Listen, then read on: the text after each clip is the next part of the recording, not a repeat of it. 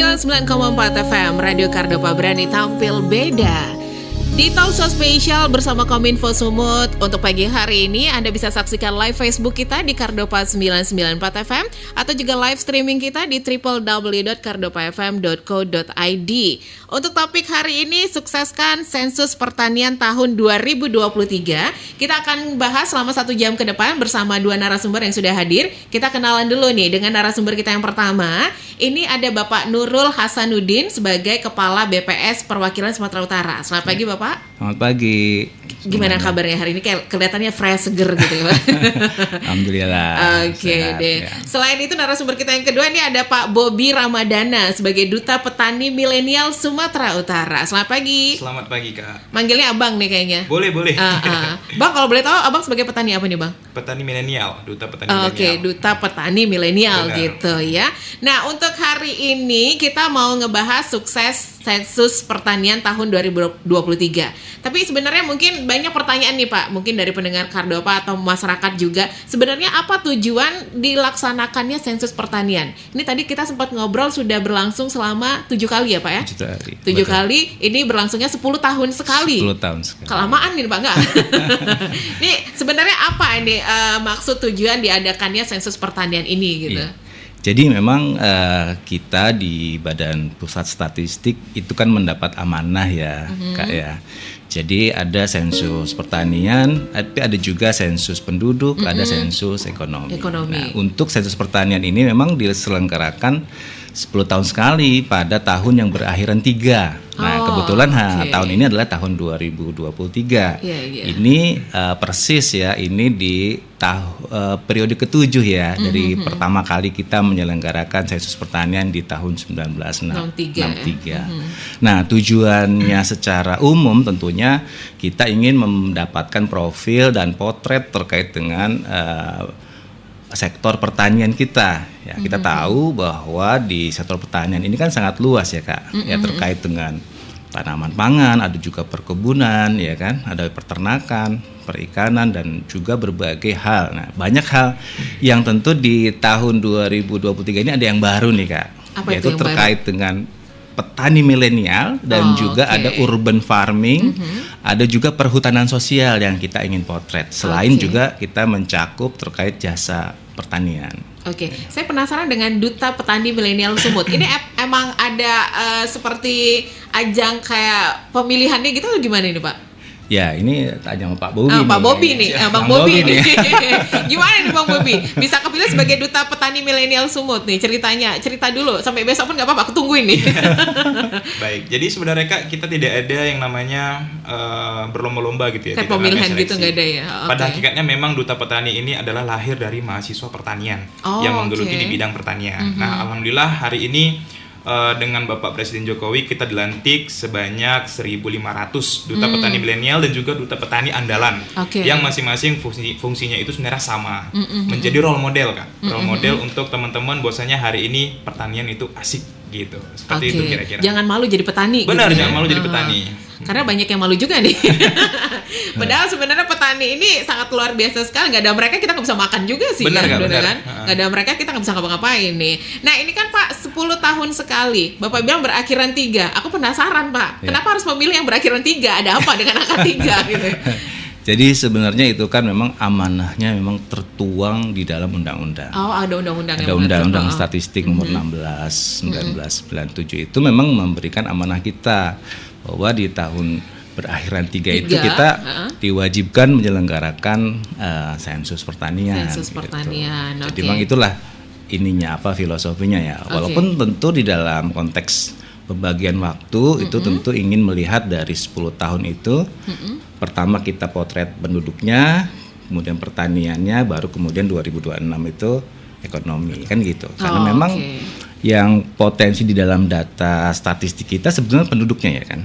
Nah, setelah itu kemudian kita melihat bagaimana sektor utama yang ada di Indonesia yang sebagai negara agraris, tentu di situ ada sektor pertanian yang punya kekuatan.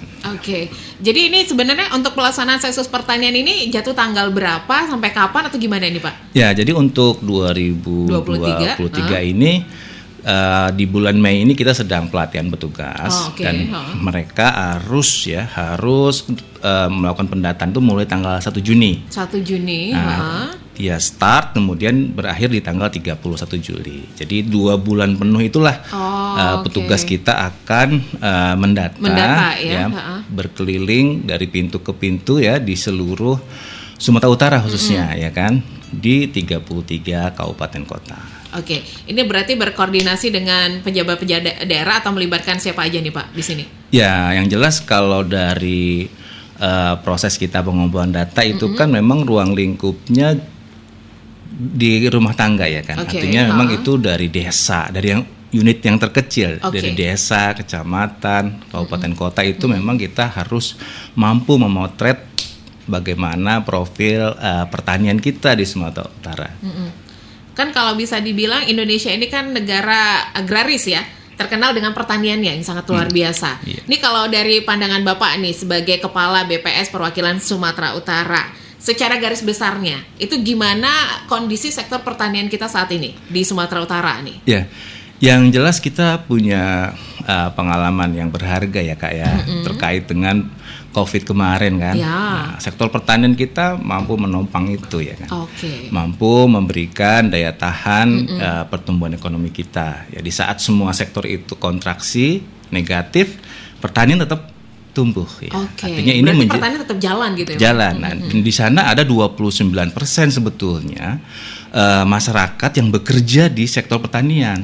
Artinya secara kekuatan untuk menopang ekonomi sebuah regional ya, daerah, pertanian ini memiliki peran yang sangat strategis. Nah, ini yang perlu dipahamkan semua supaya nanti generasi muda juga kan diskusi kita juga ada petani milenial nih. Petani milenial. Generasi muda harus punya semangat kan untuk mengawal agar pertanian kita ini terjaga kesinambungan keberlanjutannya. Apalagi sekarang kan iklim ya, iklim kemudian tantangan iklim global ya. Kita perlu ada keberlanjutan dalam program pertanian. Ini ke Bang Bobi nih kayaknya, Duta Petani Milenial Sumatera Utara. Kan kalau kita bilang sih anak muda zaman sekarang tuh agak gengsi ya, nyebut nama petani aja kayaknya udah hantat. Atau kalau di kampus aja memilih jurusan pertanian udah mulai berkurang sekarang kalau bisa dilihat. Itu gimana nih? Jadi sebenarnya kalau kita bicara tentang pertanian Kak ya, menggerusnya peminatan terkait pertanian itu sebenarnya dari hal kecil saya sampaikan. Yang pertama adalah kampanye iklan Kak. Kalau kita boleh iklan ini Kak, ada iklan koyo ya Kak ya. Iklan koyo itu kan identik dengan kok misalnya sakit-sakit pegel badan itu ke petani, itu ke orang yang nyangkol, bener ya? Nah, itu kan langsung larinya ke situ. Benar, gitu ya? Mindsetnya itu tergerus gitu terkait petani. Padahal di balik itu semua itu tidak ada yang hal-hal seperti itu. Kita orang terdidik 4 tahun gitu kan, 4 tahun kita menjadi petani yang berdasi sebenarnya. Nah, berdasi walaupun pada realitanya di lapangan kita nggak pakai dasi. Ya enggak lah. Itu istilah gitu. Nyemplung ya. Benar. Yang kedua itu adalah tuntutan mertua Kak. Ini mertua-mertua orang Indonesia ya Pak ya, luar biasa nih Pak. Karena kalau punya menantu petani kayaknya gimana gitu ya kan? Padahal orang tua mertua tentunya kan harus cari PNS nak, harus cari apa angkatan. Padahal nggak tahu kantong petani lebih besar dia nominalnya daripada PNS dan angkatan. Gitu, seperti itu kan. Yang ketiga juga ada belum bisa merasakan nikmatnya keuntungan dari pertanian usaha tani. Nah ini teman-teman pemuda ini sebenarnya belum merasakan nikmatnya. Karena yang mereka tahu terjun kotor, lusuh gitu kan, nggak ada uangnya gitu kan. Itu mindset awal mereka. Dan yang terakhir adalah sadar bahwa sustainability atau kelanjutan dari hidup ada di garis pertanian. Seperti yang Bapak BPS bilang, 2 tahun kita terkena COVID, itu pertanian itu tidak menurun progresnya, bahkan naik. Ya. Iya benar. Itu seperti itu kira-kira. Karena COVID ya yang membuat kita sehat itu adalah makanan dari para petani tadi ya kan. Makanya petani ini tetap stabil, malah naik ya kondisinya ya. Nanti kita lanjut lagi nih pendengar Kardopa untuk pembahasan kita tentang sensus pertanian di tahun 2023 ini seperti apa. Nanti kita akan bahas lebih dalam lagi. Pastikan untuk stay tune terus di Radio Kardopa. Tentunya untuk live streaming kita jangan lupa www.kardopafm.co.id. Live Facebook di Facebook kita Kardopa 994 FM. Stay tuned. Kardopa Radio FM. Satu untuk tetap jadi nomor 1. Talk Radio Medan. Kita kembali lagi di Talkshow Spesial bersama Kominfo Sumatera Utara. Di topik bahasan kita mensukseskan sensus pertanian tahun 2023. By the way, untuk yang mau ikutan gabung, pendengar Kardopa bisa ikutan live interaktif kita. Silakan aja di 06145 21350 4521350 kalau mau ikutan on air. Mumpung ada Pak Nurul, mumpung ada Pak Bobby nih yang akan menjawab pertanyaan-pertanyaan nanti ya sebagai Duta Petani Milenial Sumut. Ini ke Bang Bobby. Bapak, Abang bingung manggil yang mana. Bang, mungkin Abang punya tips nih gimana caranya untuk menumbuhkan gairah anak-anak muda zaman sekarang nih ya, generasi muda agar tertarik ke dunia pertanian ini. Oke. Karena jadi, kan agak susah ini. Benar Kak, benar. Susah-susah gampang lah. Atau nggak susah-susah Kak? Hah? Susah-susah. Banyak S-nya, S. Iya. Jadi sebenarnya Kak, kalau kita melihat ke belakang ya Kak, di masa penjajahan itu, kalau kita belajar dulu ya SMA tentang VOC, sebenarnya kita sudah ada branding dari dunia ya Pak ya. Branding kita adalah negara agraris gitu. Lahir dari penjajahan, kenapa kita dijajah itu karena hasil pertanian kita gitu kan.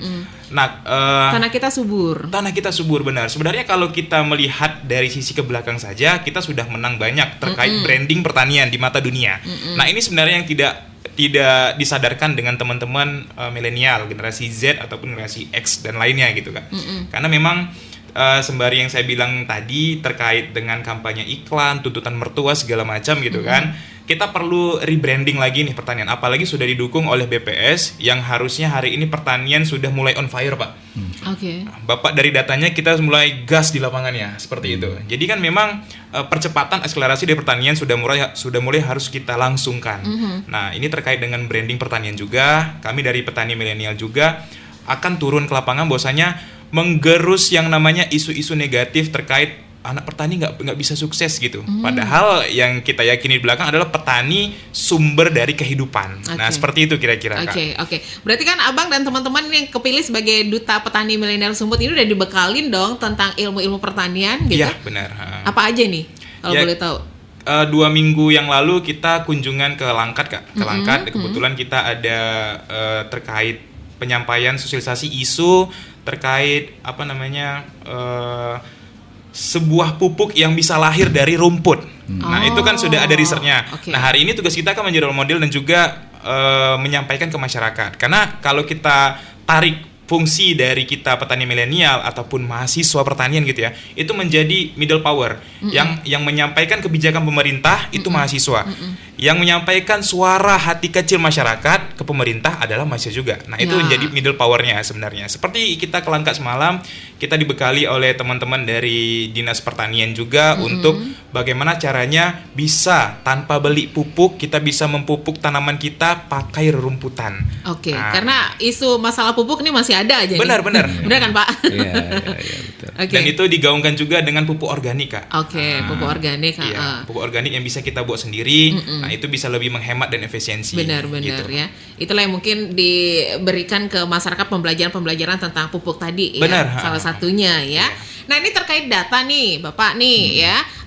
Terkait ini kan dibutuhkan memang data pendukung yang benar-benar akurat. Ya, betul. Kalau untuk sensus penduduk aja ini harus benar-benar akurat datanya ya. Makanya itu kalau sensus penduduk kan selalu aktif nih di sensus terus, kunjungan terus ke rumah-rumah gitu ya. Nah, bagaimana dengan sensus pertanian ini? Mungkin Bapak bisa jelaskan kegiatan atau mungkin peranan BPS dalam menyediakan data khususnya pertanian yang akurat dan terpercaya nih. Iya, terima kasih Kak. Jadi memang tapi sebelumnya tentu saya ingin mengucapkan terima kasih dulu nih ke Kadis Kominfo nih kan. Kita memfasilitasi, kita bersosialisasi seperti ini. Karena ini bagus sekali ya, agar kemudian masyarakat dekat dan juga memahami terkait dengan adanya sensus pertanian. Nah, dalam konteks pelaksanaan sensus pertanian ini tentu kita ingin kegiatan di lapangan yang kita kumpulkan dari tanggal 1 Juni sampai 31 Juli itu nantinya sangat bermanfaat ya kan. Ini bisa mendukung kebijakan strategis pemerintah. Karena di sana ada juga tadi isu pupuk misalnya. Kita juga ingin ada peran daripada perbaikan targeting datanya terkait reformasi subsidi pupuk yang selama ini ada kan gitu. Supaya ke depan bisa lebih baik. Kalau tadi ada terkait dengan dorongan untuk pupuk organik misalnya, itu juga menarik ya kan. Pupuk organik, pupuk dari rumput tadi ya. Iya benar. Tapi juga sebenarnya ada juga upaya kita untuk melakukan perbaikan tata kelola khususnya terkait basis data pertanian. Ya, karena di sana juga tata kelola data ini akan menentukan kebijakan-kebijakan pengadaan-pengadaan terkait dengan alat pertanian kan begitu, subsidi di sana itu juga bisa lebih tepat sasaran dan pastinya akan mensejahterakan ya kan. Kita angkat telepon dulu ya Pak, bentar ya. Kardopa, selamat pagi. Halo, ini Mbak Desi. Iya, dengan siapa, di mana? Kak Kari, Mbak, aku mau nanya. Apa tuh? Tunggu, salah. Kita lagi talk show, pertanyaan nanti, atau mungkin pertanyaan terkait acara HUT Kardopa nanti ya. Ini talk show kita pagi hari ini tentang sukseskan sensus pertanian untuk tahun 2023. Yang mau bertanya tentang seputar sensus pertanian saja. Kardopa, selamat pagi. Ya kami Kak. Iya, maaf Ibu, kita lagi talk show dulu, dengerin Radio Kardopanya ya. Oke Pak, ini lanjut nih kalau gitu. Kita lanjut lagi, line teleponnya di 4521350. Kita buka spesial untuk talk show kita pagi hari ini. Kita berbicara tentang sensus pertanian tahun 2023. Mari sama-sama kita sukseskan nih ya Pak ya. Terkait data tadi banyak yang sudah dilakukan berarti nih Pak ya, untuk bisa yang akurat dan terpercaya. Tapi kan kadang kurang tepat sasaran tuh gimana itu Pak? Ya, jadi di dalam proses kita membangun metodologi, tentunya kita harus ada yang sifatnya antar daerah itu bisa terpotret secara standar ya kan. Dan itu berlaku secara nasional. Jadi kalau bicara sudut pandang tepat sasaran itu, data BPS sebetulnya itu sudah terbanding. Baik itu antar kabupaten di Sumatera Utara maupun antar provinsi secara nasional, itu cara mendapatkan data, cara memotret data itu standar. Oleh karena itu kualitas data dan juga untuk penggunaan pemanfaatan datanya itu bisa dipertanggungjawabkan. Oke, biar tepat sasaran juga biar enak nih Pak ya, sama-sama enak nih ya. Oke. Kalau ini dari sisi petani milenial sendiri, Bang Bobi, kira-kira apa sih manfaatnya yang dapat diambil nih dari sensus pertanian 2023 ini sebagai duta petani milenial Sumatera Utara? Oke, baik. Ada manfaatnya enggak? Banyak, pasti ada dong ya. Iya, pasti gitu kan. Kalau yang pertama itu pemetaan komoditi pertanian yang menyesuaikan ekologi dan geologi ya Pak ya. Karena Indonesia itu kan tersebar lebar gitu ya, macam-macam komoditi. Dengan adanya pendataan, kita bisa dengan mudah mana yang menjadi substansi-substansi tertentu yang bisa kita progres dari komoditi pertaniannya, seperti itu. Yang kedua, agar diperhatikan pemerintah. Sebenarnya petani ini Pak pengen diperhatikan pemerintah. Benar. Ya. Jadi kalau kita bicara pupuk subsidi gitu kan, pemerintah sudah turunkan kok. Orang-orang yang di luar itu adalah maksudnya yang menyalurkan gitu ya. Menyalurkan itu kadang nggak sampai ke tangan petani Pak. Makanya Desi bilang tadi tidak tepat sasaran. Benar. Oke, pupuk ada di subsidi pemerintah, tapi kurang tepat sasaran Pak. Ada yang sebenarnya nggak ini diambil banyak-banyak nanti dijual gitu ya kan. Itu menjadi rahasia umum gitu ya. Ya sudah, itu sudah menjadi rahasia umum. Petani itu kan pengen disayang Pak, pengen diperhatiin. Nah itu dia. Yang ketiga adalah saya berharap juga bisa nggak sih untuk aplikasi penyedia buyer dan seller. Hari ini pemuda memiliki pola pikir yang kreatif Kak. Dan mereka juga sudah paham dengan yang namanya UMKM dan terus digaungkan dengan Bapak Sandiaga Uno, 10.000 UMKM di Indonesia. Nah, pertanyaannya adalah Indonesia mampu memproduksi berapa ribu ton pun nggak? Cuman masalahnya kita kesulitan tentang bayarnya. Nah ini seharusnya menurut saya sudah bisa dibuat platform ya Pak ya. Kita mudah-mudahan bisa kolaborasi dengan BPS, platform buyer dengan seller. Nah itu mempermudah jalur distribusi, keuangan dan segala macamnya gitu. Selanjutnya ialah menyelaraskan pertanian dengan teknologi 5.0 Society Era, di mana semua sudah ada dalam genggaman teknologi. Mungkin inilah tujuan eranya digital sekarang. Era digital. Ini tujuan ST Sensus Tani 2023, di mana Sensus Tani itu semua big data bisa kita pegang dengan satu handphone saja. Gitu kira-kira Kak. Gimana menurut Bapak nih? Ini permintaan anak milenial nih Pak. Iya. Jadi memang ada banyak sebetulnya informasi strategis yang bisa kita peroleh dari sensus pertanian ini ya. Kita nanti akan dapat tuh direktori pelaku usaha pertanian. Jadi itu direktori itu by name by address tuh, alamatnya di mana, nama perorangan kalau dia petani perorangan, kalau dia usaha berbadan hukum itu ada semua. Jadi direktorinya ada, alamatnya di mana, jenis komoditasnya apa. Kemudian juga kita punya misalnya lahan pertanian nih, data lahan pertanian ini menurut penggunaannya ini sampai level desa berapa sih sebetulnya lahan yang apa istilahnya produktif kan begitu. Ya, Juga terkait berbagai hal ya, terkait pemanfaatan teknologi tadi tuh. Jadi penggunaan teknologi modern juga kita potret di sini. Jadi seberapa petani kita yang melek teknologi, seberapa yang mungkin masih semi atau mungkin yang tertinggal itu kita akan potret. Jadi ini salah satu kendala yang akan dihadapin ya untuk masalah teknologi. Ya betul. Termasuk ada juga misalnya penggunaan bibit yang menggunakan rekayasa genetika, sampai ke sana kita memotret daripada sensus pertanian kita ini. Memang mungkin tidak dominan ya, tapi mungkin ya di lapangan boleh jadi muncul gitu. Poin penting dari Pak Jokowi kemarin terkait sensus pertanian, apa yang beliau sampaikan nih, pesan untuk sensus pertanian 2023 ini? Ya, yang jelas di dalam pencanangan sensus pertanian ya kemarin Pak Presiden memberikan satu perhatian khusus sebetulnya terkait subsidi pupuk dan juga bagaimana pentingnya data yang akurat. Benar, untuk soal data ya. Untuk kebijakan-kebijakan yang sifatnya menyeluruh ya kan, baik secara nasional maupun nanti agregasinya kepada daerah seperti itu. Itu salah satu pesannya ya. Iya, betul. Terus pesan yang paling aku ingat tuh, kenapa nggak 5 tahun aja sih? Ya, jadi memang kalau 5 tahun sekali 5 tahun sekali sebetulnya kan bukan hal yang sulit. Kalau memang itu sudah memang instruksi presiden, kita pasti laksanakan. Tapi memang pasti ada perubahan lagi nanti kan? Undang-undangnya tadi kan 10 tahun sekali gitu kan? Tapi kan ada undang-undang yang memayungi. Tentu kita berkomunikasi dengan presiden ya pasti ya, karena kan ada undang-undang yang menaungi kita dan itu mengamanahkannya 10 tahun sekali. Dan setiap 5 tahun sebetulnya ada survei pertanian antar sensus.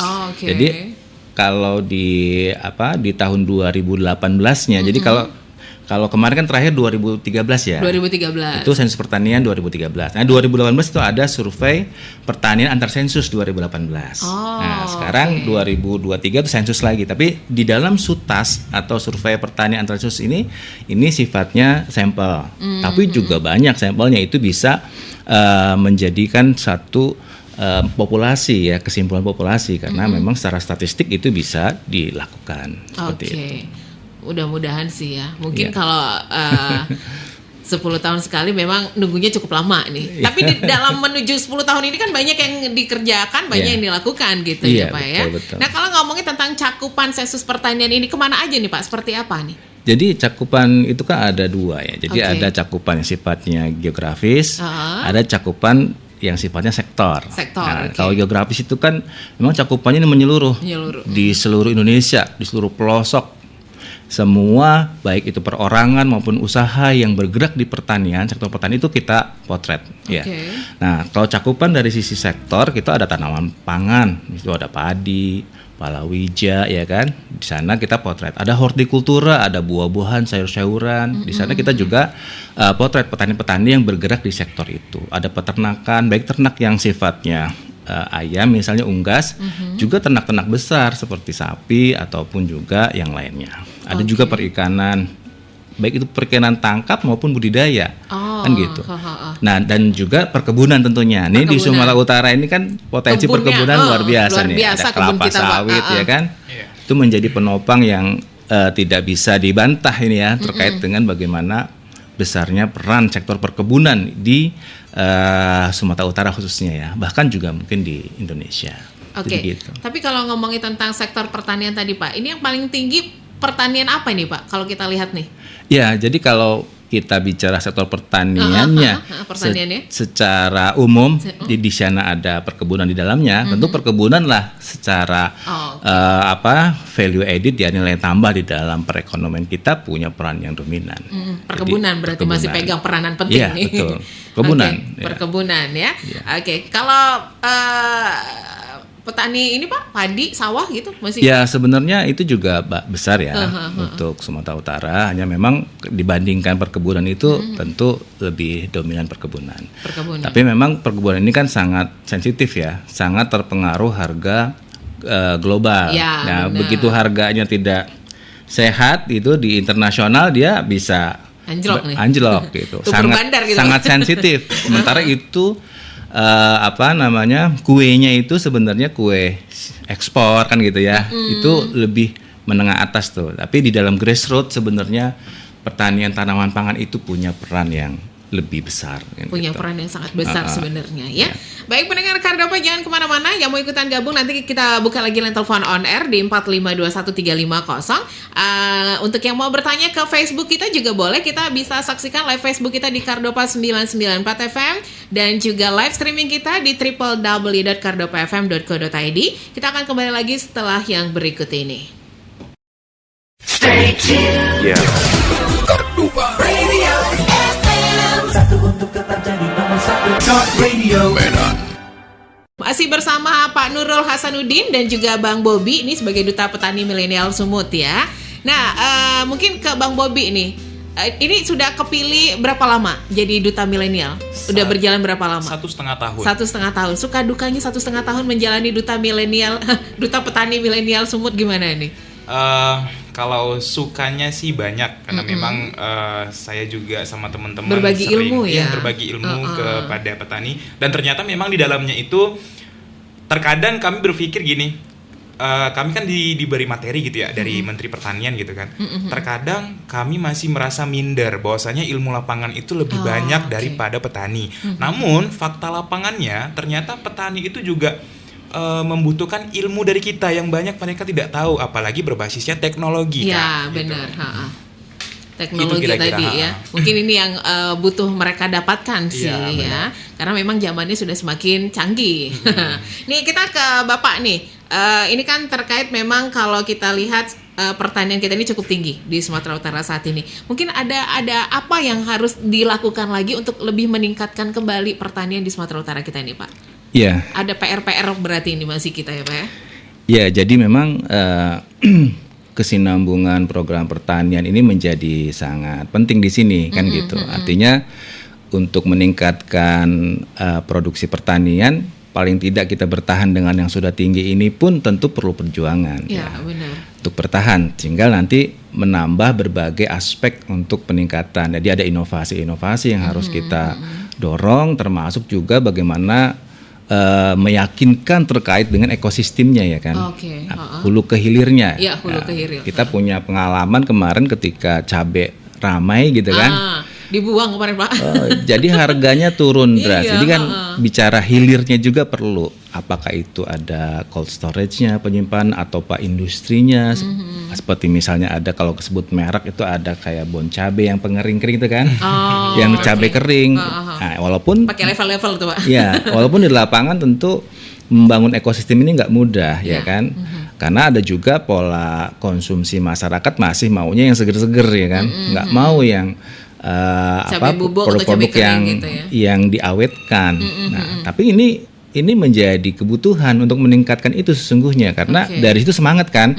Petani itu kalau udah menanam panennya banyak tapi kemudian tidak terjual, itu kan kapok dia nanam lagi. Nah, ini kan juga PR tersendiri kita mengedukasi dan memotivasi. Jadi motivasi kita yang sudah menggebu untuk mereka nanam kan sudah terbangun, mereka nanam. Tapi begitu panen raya tidak ada pasar, kendor lagi nanti di periode tanam berikutnya nggak mau nanam lagi dia. Makanya ini kan menjaga yang sudah tinggi itu tetap tinggi. Itu perlu perjuangan. Nah, inovasi-inovasi ke depannya itu untuk meningkatkan penting. Oke, kita angkat telepon dulu. Selamat pagi Kardopa. Ya, halo selamat pagi. Pagi, dengan siapa ini Mbak? Dengan saya Lydia. Lydia, di mana? Saya mahasiswa pertanian USU. Oh, oke. Saya mau bertanya, kebetulan saya sedang dengar terkait dengan diskusi yang cukup menarik terkait sensus pertanian. Saya sebagai masyarakat mungkin ada kekhawatiran ya Kak ya. Apa itu? Kira-kira dengan adanya pendataan ini, di tengah maraknya penipuan, kira-kira masyarakat bisa bagaimana memastikan jika memang petugas itu resmi dari BPS gitu? Karena kan sekarang lagi sedang marak-maraknya penipuan ya Mbak ya. Apakah itu akan membuat kepercayaan masyarakat, bagaimana membangun kepercayaan masyarakat terhadap petugas dari BPS yang datang mendata ke rumah tangga seperti itu? Oke, terima kasih Kak Lydia. Iya, sama-sama. Sebagai mahasiswa pertanian sudah berapa lama? Saya 2 tahun. Baru 2 tahun ya? Iya. Terima kasih. Iya, sama-sama. Oke. Ini Pak terkait ya banyak sekali penipuan sekarang nih Pak. Kita juga agak takut nih mengatasnamakan sensus, datang ke rumah kan, nggak taunya tak ngapa-ngapain deh nanti. Iya. Gimana nih menurut Bapak? Ya, jadi memang Mungkin ada yang bisa dikenalin kalau ini benar-benar petugas sensus gitu. ya, jadi memang sesuatu yang wajar ya. Masyarakat mempertanyakan ya terkait dengan dinamika yang berkembang sekarang Benar, misalnya gitu ya, apalagi udah sosial media dan berbagai itu kan informasinya banjir ya kan, Ya. baik negatif maupun positif kan gitu. Nah tentu di dalam konteks ini BPS sudah membekalin petugas-petugas. Pertama tentu petugas dari wilayah setempat kan gitu ya, kita rekrut, kita latih, juga kita bekalin ada satu tanda pengenal. Ya. Di sana ada barcode-nya yang kalau Oke. barcode-nya itu di scan itu bisa langsung terhubung Terhubung ya Pak. bahwa Oke. itu dia adalah petugas resmi kami Oke. ya. Jadi seperti itu. Jadi ada Tinggal lihat barcode di ininya ya Pak ya. ada. Di tanda pengenalnya ya. Betul. Oke, kita scan aja. Kalau nggak masuk berarti palsu nih ya, barcode. jadi ya. Oke, kartu apa pagi? Ketutup nih. Silakan lagi di 4521350 terkait pembahasan kita tentang sensus pertanian. Kardo apa selamat pagi? Selamat pagi. Pagi dengan siapa ini? Ini dari Febri. Kebetulan saya kan mahasiswa PWD USU kan Mbak kan. Nah, sekarang yang menjadi pertanyaan saya, bagaimana cara BPS membangun trust kepada masyarakat sewaktu melakukan pendataan nantinya agar masyarakat yakin dan mau memberikan data yang sebenar-benarnya. Gitu. Itu aja. Itu aja sih Mbak. Terima kasih Febri. Oke, ini terkait yang sama sebenarnya Ya, sih Pak. Ini kan siap. supaya masyarakat bisa lebih percaya, bisa memberikan data yang sebenar-benarnya. Nih Bang Bobi ini sebagai anak milenial pasti paham ya kekhawatiran anak-anak zaman sekarang nih kan. Gimana nih Pak? Ya. Nanti Bang Bobi saya kasih kesempatan untuk menjawab juga. Iya Kak, jadi memang perlu dikomunikasikan ya kan, disosialisasikan terkait dengan itu. Jadi sebelum mendata tentu kita menjelaskan dulu kan gitu. Apa gunanya, apa kemudian tujuannya supaya nanti antara kita, petugas kita dengan masyarakat itu ketemu ya kan komunikasinya. Selain itu juga kita jelaskan tentang bagaimana. Biasanya kan masyarakat bertanya tentang manfaat yang nyata buat kami apa sih kan Iya, gitu. manfaatnya untuk kami Iya. apa nih gitu. Jadi memang kita minta memang teman-teman juga bisa tunjukkan website kita gitu kan, Oke. data-data kita di sana ya. Di sana itu kan banyak data-data kita yang dihasilkan dari survei dan sensus ini, sensus pertanian ini. Jadi sudah lahir jutaan dokter, sarjana dari data-data ini sebenarnya. Jadi manfaatnya dekat dengan masyarakat. Oke. Karena memang mahasiswa kita dan juga para peneliti ataupun pengambil kebijakan ataupun yang sedang kuliah, mengambil sarjana ataupun master ataupun doktor, disertasi, tesis dan skripsinya itu memanfaatkan data-data kita itu sudah sangat banyak gitu. Oke. Silakan aja kalau misalnya perlu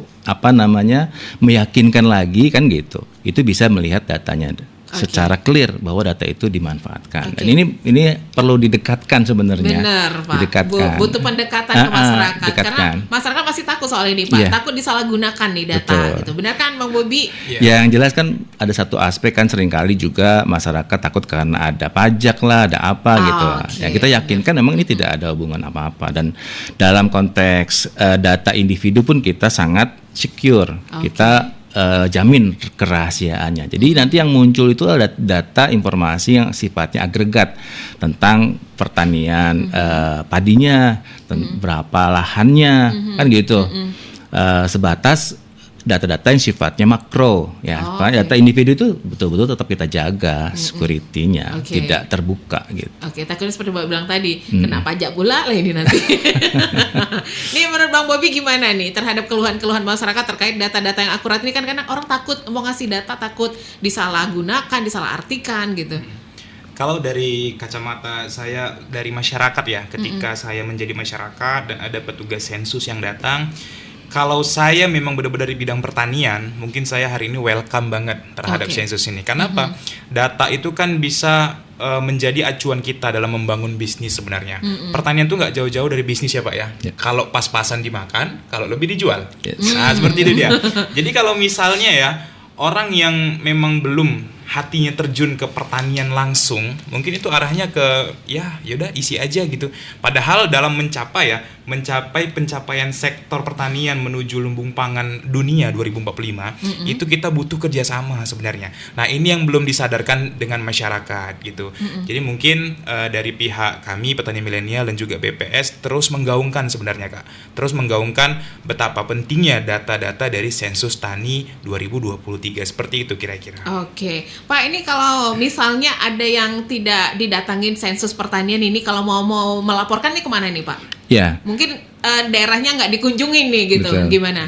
Jadi sebenarnya kita juga ada kantor-kantor di kabupaten kota ya. Karena kan kalau ke Medan, ke kantor di provinsi kan terlalu jauh, misalnya yang posisi di Mandailing Natal misalnya, atau mungkin di Kepulauan Nias. Kita punya kantor-kantor kami di sana. Jadi di satker kami di kabupaten kota siap untuk menampung ya aspirasi teman-teman masyarakat yang memang belum terdata kan gitu. Oke, atau mungkin ada yang seperti kayak platform digital gitu, kayak sekarang kan ngurus KTP udah gampang nih Pak, nggak harus datang ke kantor. Nah mungkin ini ada mau diterapkan kayak gini nggak di sensus penduduk kayaknya udah Ya, menerapkan ada. gitu sih Pak. Jadi kalau di sensus pertanian ini memang fokusnya kan pada usaha-usaha pertanian ya mestinya di sini sudah terinform dengan baik lah ya. Apakah itu ada email maupun terkait dengan telepon ya, line telepon. Memang kita tidak secara langsung ya, tapi pada prinsipnya kita sangat membuka dari line telepon resmi dari official setiap kantor BPS yang ada di Sumatera Utara ini, di seluruh kabupaten kota itu siap untuk merespon apa-apa yang dari masyarakat terkait dengan pelaksanaan penyelenggaraan sensus pertanian ini. Oke, ini berlangsung 2 bulan ya Pak? 2 bulan, Juni dari 1 Juni sampai ke Juli nanti. 31 Juli. 31 Juli. Oke.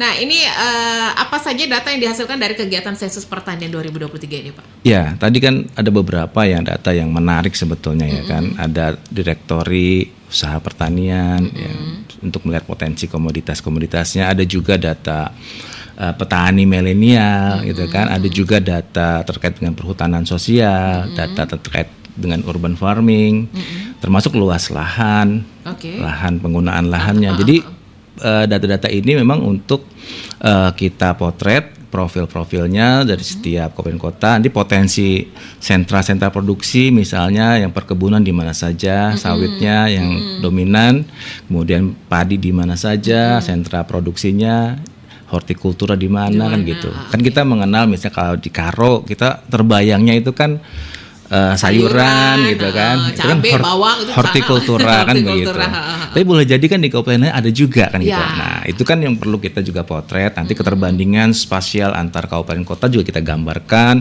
untuk bisa menjadi informasi yang berharga buat masyarakat. Seperti itu. Ini harapan Bang Bobby dulu deh sebagai petani milenial Sumatera Utara. Apa harapan Abang dari hasil sensus pertanian nantinya nih ya, terutama untuk petani milenial ini? Baik, yang pertama itu ada infrastruktur. Nah, infrastruktur ini perlu kita bangun. Benar sekali, sangat mendukung ini soalnya. Benar. Dan saya rasa pondasi awal dari infrastruktur adalah data dari ST 2023. Yang kedua itu ada inklusivitas, itu terkait subsidi, alur keuangan dan segala macam. Yang ketiga ada perlindungan data. Nah itu sangat penting ya, karena itu trust issue ya Pak ya. Kalau data kita nggak dilindungi, mungkin masyarakat udah kurang trustnya dengan kita kayak gitu. Selanjutnya ada sustainability atau keberlanjutan. Data ini diperlukan dalam pemetaan keberlanjutan dari sensus pertanian maupun pertanian Indonesianya Kak. Lalu ada di kerjasamanya. Harapannya data dari sensus tani 2003 bisa menemukan mitra dengan mitra. Nah itu yang kita harapkan, kerjasama. Lalu kebutuhan pasar, kita tahu bahwasanya hari ini kita bisa produksi banyak tapi nggak tahu buang kemana. Kita bisa dapatkan data dari sensus taninya, kemana kebutuhan pasarnya bisa kita buang gitu. Lalu ada adaptability, mengadaptasikan teknologi kepada masyarakat. Lalu terakhir adalah finansial yang bisa kita kolaborasikan dengan ya pihak-pihak koperasi atau segala macam lah, inklusi keuangannya. Seperti itu kira-kira harapan saya. Saling bekerja sama dan berkoordinasi gitu benar. Ya Pak. Nih Bapak gimana nih harapannya dari sensus tani ini? Ya, jadi memang harapan secara khusus sungguhnya kepada masyarakat yang memang nanti ada petugas kami yang datang, bisa diyakinkan bahwa dia dari kami secara resmi, mohon untuk diterima dengan baik kan begitu ya. Kemudian nanti dalam wawancara juga pertanyaan-pertanyaan kuesionernya resmi bisa dilihat ya, karena tidak semua orang pegang kuesioner itu karena itu memang spesifik hanya BPS yang punya. Jadi itu bisa diyakinkan. Jadi ada logo Garudanya, ada terkait dengan dokumen resmi kuesionernya, bukan kertas kosong ataupun apa gitu. Jadi memang resmi, termasuk tanda pengenal. Jadi tanda pengenal tadi, kami berharap masyarakat bersedia untuk menerima petugas kami karena memang di periode 1 Juni sampai dengan 31 Juli itulah kami akan berkunjung kepada masyarakat ya. Jadi nggak usah takut kalau misalnya didatengin rumahnya sensus gitu ya. Petugas sensus kali ini sensus pertanian gitu ya. Ada kok nanti yang bisa dikenali mulai dari tadi kertasnya tadi ya Pak ya, itu kertasnya spesial nih, nggak main-main. Terus juga dari tanda pengenalnya, ada barcode yang bisa langsung kita scan, bisa langsung terhubung gitu ya Pak. Nah ngomong-ngomong tentang data sensus tani 2023 ini, nantinya bisa diakses masyarakat umum atau hanya untuk pemerintah saja atau gimana nih Pak? Jadi setelah data ini resmi, kita olah, kemudian kita validasi ya, itu akan kita rilis kepada masyarakat ya, pada para wartawan, media cetak, berarti itu sudah bisa dipublish kepada masyarakat. Ada publikasi-publikasi yang kita simpan di website kita dan itu bisa diakses siapapun ya untuk kebutuhan yang sifatnya lebih luas ya, penelitian ya. Memang secara khusus tentunya untuk pemerintah ya, untuk perencanaan pembangunan nasional maupun regional, tapi di sana juga memungkinkan untuk para mahasiswa, peneliti dan juga para pemerhati ilmu pengetahuan untuk pendalaman ilmu pertanian tentu bisa juga memanfaatkan hasil-hasil daripada sensus pertanian kita ini. Oke, jadi bisa diakses siapa saja ya Pak ya. Oke deh. Nih waktu kita sudah mau habis nih, Bapak dan Abang, mungkin ke Bapak dulu deh. Ada yang pengen disampaikan untuk pendengar Kardopa, untuk masyarakat Kota Medan, ke Sumatera Utara juga karena kita live streaming ada nih Pak ya. Apa yang pengen disampaikan terkait sensus pertanian 2023? Karena kita harus mensukseskan ini ya kan Pak ya. Iya betul. Ya terima kasih Kak ya. Jadi memang terima kasih Kominfo ya sudah memfasilitasi acara ini. Saya ingin mengajak ya, karena pertanian ini kontribusinya sangat besar di dalam mengawal perekonomian kita ya, sehingga membutuhkan data yang akurat agar pembangunan pertanian kita ini bisa berjalan dengan baik dan berkesinambungan. Oleh karena itu kami berharap seluruh masyarakat baik yang sifatnya rumah tangga, perorangan maupun badan usaha ya, perusahaan-perusahaan yang bergerak di bidang pertanian untuk bersedia menerima petugas kami ya, dan juga sesuai jadwal agar kemudian datanya bisa segera kita olah, kita validasi untuk kemudian kita bisa jadikan untuk pengambilan kebijakan secara lebih cepat. Gitu. Ya, ini Bang Bobi ada yang pengen disampaikan? Baik. Terutama untuk anak-anak generasi muda nih. Generasi muda, milenial, X dan Z juga sebenarnya memiliki pola pikir bisnis yang unik. Penyuka tantangan serta didominasi oleh kreativitas dan produktivitas yang tinggi sebenarnya. Namun hal ini harus diperhatikan dan ditanggapi serius dengan pemerintah. Dengan adanya sensus tani 2003 diharapkan mampu menjadi problem solving sebenarnya Pak. Problem solving dari kita semua dalam kelancaran proses agro ke agri, hulu ke hilir. Nah, agar apa? Agar pemetaan dalam mencapai cita-cita Indonesia, yaitu menjadi lumbung pangan dunia, bisa dengan mudah kita capai dengan kerjasama kita semua. Tetap pada asas gotong royong untuk mencapai tujuan kita bersama. Kira-kira itu Pak. Oke, ini kerjasamanya sangat bagus sekali Pak, melibatkan generasi milenial gitu ya Pak ya, supaya orang juga nggak maju mundur nih mau jadi petani. Baik pendengar Kardopa, waktu kita sudah habis untuk special talk show kita pagi hari ini. Ya pesan kita tentunya mari kita sukseskan sensus pertanian ya Pak ya. Sensus pertanian 2023 itu berlangsung 1 Juni sampai 31 Juli 2023 ya. Kalau masih takut-takut, masih ragu-ragu, tadi pesan Pak Hasan jangan takut. Itu udah ada dibekalin dengan sesuatu yang bisa kita cek langsung kalau dia itu benar-benar petugas sensus tani 2023 ya. Terima kasih Pak Hasan, terima kasih Bang Bobi waktunya sudah ngobrol bersama kita. Kita jadi lebih paham tentang sensus pertanian ini apa gitu. Betapa pentingnya sebenarnya untuk masyarakat kita selama ini ya. Mungkin yang masih agak awam, masih belum paham apa sih sensus pertanian, entah apa orang ini sensus gitu ya kan ya. Oke, saya harus pamit. Terima kasih kebersamaannya pendengar Kardapa. Tentunya talkshow spesial kita hari ini bekerja sama dengan Dinas Kominfo Sumatera Utara dan juga Radio Kardapa berani tampil beda. Selamat pagi dan sampai jumpa.